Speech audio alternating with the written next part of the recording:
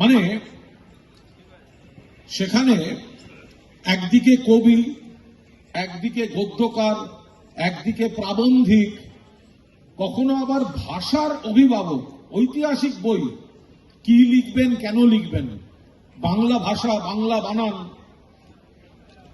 নীরেন্দ্রনাথ চক্রবর্তী, আমাদের প্রাক্তন মুখ্য সচিব আলাপন বন্দ্যোপাধ্যায় এবং তার স্ত্রী সোনালী চক্রবর্তী বন্দ্যোপাধ্যায়, আসলে সোনালী দি আবার নীরেনবাবুর কন্যা, ওরা সম্পাদনা করেছেন অসাধারণ এই সংকলনটা।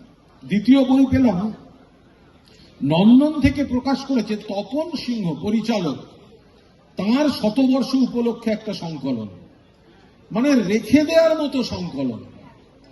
তপন সিংহর শতবর্ষ উপলক্ষে কত বড় পরিচালক, শুধু বাংলা নয় হিন্দি ছবি একটা সংগ্রহে রাখার মতো বই। আর তৃতীয় বইটা, সেটা আবার আমার রাজনৈতিক বিশ্বাসের সঙ্গে মেলে না, কারণ আমি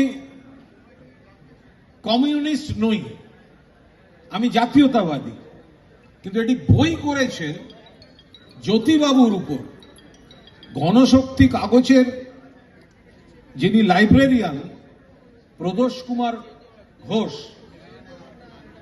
একটা বই করেছেন, বইয়ের নাম হচ্ছে জ্যোতি বসু কেন জ্যোতি বসু। পুরনো দিনের কমিউনিস্ট আন্দোলন, তার দলিল ইত্যাদি ইত্যাদি, যারা রাজনৈতিক গবেষণা, যারা সিপিএম করেন বা কমিউনিজমে বিশ্বাসী, তারা যেমন পড়বেন, আমরা যারা ওটা বিশ্বাস করি না, ওরা ওদের ন্যারেটিভ থেকে হয়তো দেখাবে